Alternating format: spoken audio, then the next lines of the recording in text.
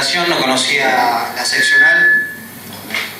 No conocía la seccional y la verdad me llevó una muy grata sorpresa, sobre todo teniendo en cuenta que en Rodríguez la Casa de los Lecheros es la casa de los trabajadores, en definitiva. Bueno, vamos a la cuestión.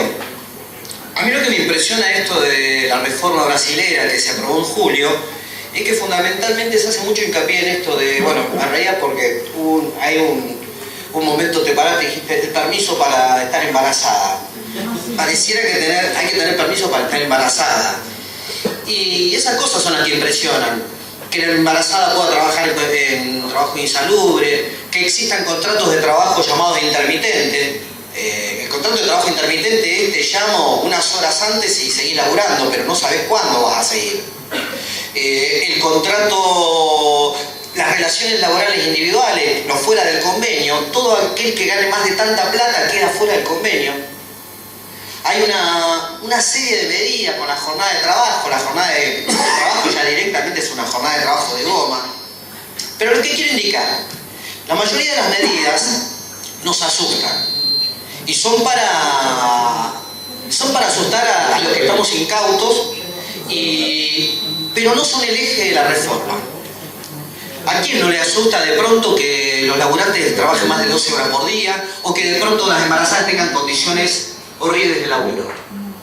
Pero creo que el fondo de la reforma está dado por un contexto determinado y que tiene que ver con el golpe cívico que ha hecho el establishment en el Brasil y que en la Argentina, como un espejo, ha llegado al poder, pero por la vía de los votos.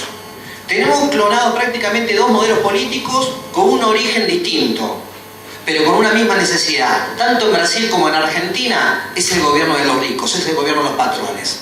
En Brasil tenemos una reforma laboral que ha salido con forceps, apretando los legisladores y apretando luego los senadores. En la Argentina la reforma laboral ya está escrita y viene después de octubre de acuerdo a cómo nosotros votemos y lo que hagamos. La reforma laboral y previsional se viene, porque no hay otro catecismo. El catecismo es el catecismo monetarista, el catecismo es el catecismo neoliberal, y es el mismo en Brasil, es lo mismo en Argentina, y si Brasil y Argentina se alinean bajo la misma idea, viene para el resto de Latinoamérica. Pero, yendo a la cuestión, creo que el punto fundamental no pasa por estas cosas que nos horrorizan, sino por una cuestión un poquito más ocultas, y que tienen que ver con modificar la correlación de fuerza entre los trabajadores y el capital. Y porque en el fondo la reforma brasileña lo que ha apuntado es decididamente atacar a las herramientas que tienen los trabajadores para defender sus derechos y para defender sus intereses. Si nosotros analizamos el fino de la reforma, más allá de lo horroroso y que es lo que más prensa tiene, ¿qué es lo que advertimos? Una pavorosa tendencia a la desindicalización de los trabajadores. Ahí Rodrigo hacía una introducción al respecto, pero lo primero que nosotros vemos es que se crean comisiones internas a nivel de fábrica que jamás ningún gobierno brasilero, pese al que estaba en la Constitución, había permitido que aquellas empresas de más de 200 trabajadores pudieran tener representación directa. ¿A qué me refiero? Que aquella empresa que tenga más de 200 trabajadores puede elegir sus representantes directos sin intervención ni del patrón, pero tampoco del sindicato. Es decir, esos van a estar en condiciones incluso, y aquí viene la otra parte de la reforma, de negociar colectivamente. Porque la reforma brasileña, ¿qué es lo que hace? Toma el convenio colectivo de actividad, el convenio colectivo, y lo compara con el acuerdo colectivo, que es el que se hace a nivel de empresa. Pero entre el convenio colectivo y el acuerdo colectivo, que es el de empresa, ¿cuál va a valer más? ¿Cuál prevalece? El de empresa. Pero si a eso le sumamos que en la empresa puede negociar un grupo de trabajadores, entre comillas, que no tienen injerencia en el sindicato, es clara la cuestión. Lo que quieren es desindicalizar, lo que quieren es vaciar el sindicalismo brasileño. Esto viene de la mano también con una demonización del sindicalismo. Así como políticamente se demoniza aquí a buena parte del espectro político con el monstruo K, en Brasil el monstruo del PT está presente y omnipresente en todos lados. Y fundamentalmente ha habido una campaña durante mucho tiempo, en los últimos 4 o 5 años, sobre la fuente de financiamiento del sindicalismo brasileño. Acá se quejan tanto con las contribuciones solidarias, pero lo cierto es que en Brasil existe lo que es el impuesto sindical, o existía. Es decir, que los trabajadores contribuyen con un día de su salario al año. Esto ha hecho que los sindicatos, que otrora eran más bien débiles en Brasil, hayan podido ganar su autonomía política a partir de su independencia económica. Y no es un tema menor, porque un sindicato que tiene las herramientas, que tiene los dispositivos para poder autonomizarse, es un sindicato fuerte. Un dato, en Brasil, en los últimos años ha habido una tendencia a la concentración sindical. Hasta el 2008 no existía una ley que reconociera las centrales sindicales. Este proceso va en el sentido opuesto. No va en un proceso de descentralizar al sindicalismo, la organización sindical, sino descentralizarla al estilo chileno o al estilo colombiano. En Chile se pueden hacer sindicatos de 8 trabajadores. Y cuando algunos cacarean diciendo que en Chile hay libertad sindical, hay 15.000 sindicatos con 3 veces menos población económica activa que la que hay en Argentina. Es decir, rige el sistema del sindicato el día después, viene el patrón interno al sindicato. En Brasil vamos al mismo modelo, modificar la correlación de fuerzas. A ver, otra cuestión muy clara en el modelo brasilero es una serie de dispositivos tendientes a hacer más caro el acceso a la justicia. Los laburantes tienen que pagar las cotas, los laburantes tienen que estar en todas las audiencias. Esto me hace acordar un fallo de la Corte Suprema de Justicia hace un tiempito acá en la Argentina, donde era cantado un laburante que se quedó, bueno, no impulsó el juicio ni él ni su abogado, y terminó muriendo en la nada y la Corte salió a disciplinar. Basta de industria del juicio, basta de reclamar lo que no se tiene, basta de esto y de aquello, basta de justicia del trabajo, basta de trabajadores que quieren pedir lo que no les corresponde, basta de mafia laboral. Pero en Brasil ya también hay dispositivos jurídicos, la ley apunta a eso. Y hay una demonización muy fuerte también de los abogados del trabajo y de los trabajadores que reclaman. La justicia del trabajo también la ha ligado en Brasil. Aparte que es un sistema mucho más federal, no es un sistema tan centralizado como acá, lo cierto es que el acceso a la justicia hoy por hoy está en peligro en el hermano país de Brasil. ¿Por qué la correlación de fuerzas? Yo estoy describiendo Brasil y podríamos cambiar algunos ejemplos y estaríamos acá. Porque los últimos 15 años, los últimos 14 años en Brasil, pasó lo mismo de acá. Porque hubo una construcción de poder desde abajo hacia arriba, porque hubo 40 millones de brasileños que salieron de la pobreza y entraron a la clase media, porque en Brasil se empoderó la propia clase obrera y de pronto tuvo poder político. Esta es la correlación de fuerza que necesitan modificar el establishment. Necesitan romper con esos 14 años de empoderamiento popular y pasar a una etapa nueva. Por eso, el eje de la reforma brasilera, por más que nos horrorice que trabajen las embarazadas en condiciones insalubres, que de pronto los trabajadores trabajen de modo intermitente, que de pronto haya convenios individuales por sobre convenios colectivos, infinidad de cuestiones que a nosotros nos pueden asustar y nos horrorizan más, acá el punto pasa por modificar la capacidad de maniobra que tiene el sindicato y sus expresiones políticas y reducirlas al mínimo. A esto apunta fundamentalmente el modelo brasileño, porque no hay posibilidad de un modelo monetarista, de un modelo neoliberal en lo económico y de un modelo conservador en lo político, si no se modifica esa relación de poder que existe con la clase trabajadora. En la Argentina podemos chillar mucho, decir, bueno, no se da lo mismo, pero lo cierto es, compañeros, que más allá de las peleas del año 2010 en adelante que ha habido al interior del movimiento obrero y del movimiento obrero con su expresión política, lo cierto es que del 2003 al 2015, 1 de cada 2 trabajadores que entraron en el circuito formal se afiliaron. Y las comisiones internas son comisiones internas que están llenas de pibes y de gente joven. Y las comisiones directivas en los sindicatos que lo han permitido empiezan a tener sangre joven y ha habido un recambio. Esto me hace acordar lo que decía un viejo filósofo gringo que se llamaba Petras, que decía que el sindicalismo argentino era la hidra, ¿no? y la hidra se había extinguido. ¿Qué era la hidra? Era un bicho, era como una serpiente de varias cabezas y que le cortaban la cabeza y arrancaba otra, le cortaban la cabeza y arrancaba otra. La hidra fue el sindicalismo argentino hasta 1976 cuando vinieron a buscarnos, ya no a las casas de los dirigentes, cuando nos fueron a buscar a las comisiones internas, a las casas de los compañeros. Tuvieron que cortar la hidra, sacarla desde el barrio. La hidra se recompuso, mal que le pese a alguno, más mal que bien, no la hidra poderosa que tuvimos en la década del 60, en los 70, en la resistencia peronista, en los 40, pero sí una hidra que demostró que el movimiento obrero está vivo. A mí me contaba Rodrigo la historia de esta casa.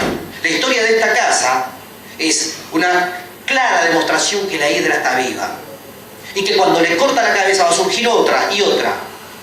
Esa correlación de fuerza tiene que ver con el modelo de relaciones laborales que plantea el macrismo.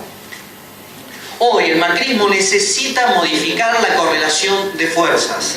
Esa correlación de fuerzas que significa una expresión política que hay que apuntalar, que hay que fortalecer y hay que enriquecer. ¿Y por qué digo enriquecer? Porque fundamentalmente creo que si ha habido un pequeño divorcio entre proyecto político y proyecto sindical, no es tiempo para medias tintas. Es tiempo para volver a ensamblar ese proyecto político y el modelo sindical. Porque como decía Rodrigo, esto se va a resolver en la calle y se va a resolver en el Parlamento. ¿A dónde apunta el macrismo? El macrismo apunta también a modificar la correlación de fuerzas. Hay infinidad de ejemplos que podría dar. No hay una reforma laboral escrita, lo que no significa que no esté. Esa reforma laboral se escribe en 5 minutos y es que ya no está y ya no circula. No fue el Ministerio del Trabajo el que esbozó la reforma laboral, fue el diario La Nación, fue el diario Clarín, fue el establishment el que está escribiendo esta reforma laboral con trazo grueso. Pero primero hay que restarle poder político al sindicalismo y hay que restarle poder sindical en los lugares de trabajo a ese sindicalismo. Todavía falta para volver a una tasa de desocupación, como quería Melconian, superior al 15%, porque no hay cosa más disciplinante que la tasa de desocupación alta. Pero ahí están tomando medidas. Yo no me quiero hacer el científico ni nada, aunque no reniego mis raíces, pero cuando hablamos de neoliberalismo, habla de monetarismo. Y estas cosas también tienen que decirse en casas obreras. El monetarismo, una de sus principales escuelas, es la que te dice que no emitas plata porque eso recalienta la economía y en definitiva todo esto se resuelve bajando el consumo popular a la gente, lo que significa bajar el consumo popular a los trabajadores. Ahí tenemos la primera escuela del monetarismo, del neoliberalismo. La segunda, no me salen las frases en gringo, perdóname, vos te escuchaba decir las palabras en inglés, te salían bárbaras. Hay una teoría de los monetaristas que se llama Nairu. No me pida que es una sigla en inglés, es imposible. Pero el Nairu significa en inglés, es una sigla que significa ¿cuál es la tasa de desocupación deseable para que no haya inflación? Cuando nos meten el verso de la inflación, no es porque le preocupe la inflación, le preocupan otras cosas. Si quieren enfriar la economía, y para eso no tiene que haber consumo popular, y para eso quieren meterlo por la paritaria. Si ellos creen que la inflación se para con una tasa de desocupación deseable, superior a los 2 dígitos, si a eso le agregamos que la tercer corriente es la que en este momento está en el Banco Central, con las metas de inflación, que dice que la única manera de matar la inflación es subiendo las tasas de interés, ni reprimiendo el consumo, ni con desocupación, ni con las tasas de interés, tenemos destino a los trabajadores. Pero para eso falta, esa es la segunda parte de esto. Ya empezaron. En el Ministerio de Trabajo tenemos la peor tanda de intervenciones de sindicatos desde el retorno a la democracia, desde 1983. Por suerte ahora hay 5, porque le devolvieron a Plaini su sindicato, pero hubo 6 sindicatos intervenidos, algunos de ellos grotescos, como el caso de los portuarios y el caso de el de Plaini fue grotesco porque fue decididamente la justicia penal. Para los sindicatos nuevos, yo vengo de un sindicato de docentes universitarios de Moreno, nos costó muchísimo construir el sindicato Moreno. universidad nueva, sindicato nuevo, un lugar nuevo de laburo. Este gobierno en 21 meses solamente le dio la simple inscripción a 4 sindicatos amigos. Yo estoy a favor del modelo sindical, estoy a favor de la personería gremial, pero no podemos tampoco tapar el sol con las manos. Solamente 4 simples inscripciones desde que empezó todo esto. Y esto sigue, porque no solamente pasa por lo sindical, también pasa por la negociación colectiva. Voy a tratar de ir redondeando para circular la palabra, pero la negociación colectiva. Ahí están los compañeros bancarios que se han acercado hasta acá, hasta Rodríguez, pero este gobierno no le interesan las leyes. Cuando tenía que homologar el acuerdo bancario, ¿qué hizo? No lo homologó y apretó a la Cámara Patronal para que vaya menos y retrotraiga el acuerdo. Y cuando la justicia, Enrique Arias Giver y Marino salieron a respaldar esa situación, en vez de apelar el fallo, salieron a perseguir jueces con el juicio político. Y después con la paritaria nacional docente, bien zafarrancho que hicieron, para terminar dando lo que hubiera evitado un conflicto de meses. Pero nunca convocaron a la paritaria nacional docente, que por ley están obligados. Si no cumplen la ley, metiéndose en la homologación, si no cumplen la ley 2675 para convocar a la paritaria nacional docente, demuestra que a este gobierno no le interesan las leyes. Lo único que le interesa son las vías de hecho, las vías de facto. Este es un gobierno de derecho y de derecha, pero que se mueve de facto. La demonización que ha habido sobre los juzgados laborales, en definitiva. La mafia laboral, Arias Giver, Luis Raffagelli, media docena de jueces que simplemente han fallado acorde a derecho. A este sistema, a este gobierno, no le jode el derecho social, el derecho que pudo haber dejado un gobierno popular. A este gobierno le jode hasta la Constitución liberal, ranciamente liberal de 1853 y sus códigos civiles y comerciales. Le joden hasta el más elemental derecho. La industria del juicio, la demonización de los laburantes que piden por sus derechos, la reforma a la ley de accidentes de trabajo. ¿Cómo reformaron, cómo eliminan la industria del juicio? Obstruyendo, eliminando la capacidad de ir a la justicia de los trabajadores. Compañeros, y para redondear con la primera conclusión, no van por una reforma laboral en lo micro, van por una modificación de la correlación de fuerzas. Primero, esto se parece mucho al 55 y se parece mucho al 76. Primero, a sopapos nos van a sacar la fortaleza que tenemos y nos van a desempoderar políticamente. Pero la segunda parte de esto es estrictamente lo que sí conocemos de los 90. La flexibilidad laboral. Van a venir por nuestros convenios, cuando estemos flojos, cuando estemos con la guardia baja, cuando no tengamos la correlación de fuerzas apta para seguir peleando, vienen por nosotros y van a negociar. Ahí, cuando ya estemos entregados.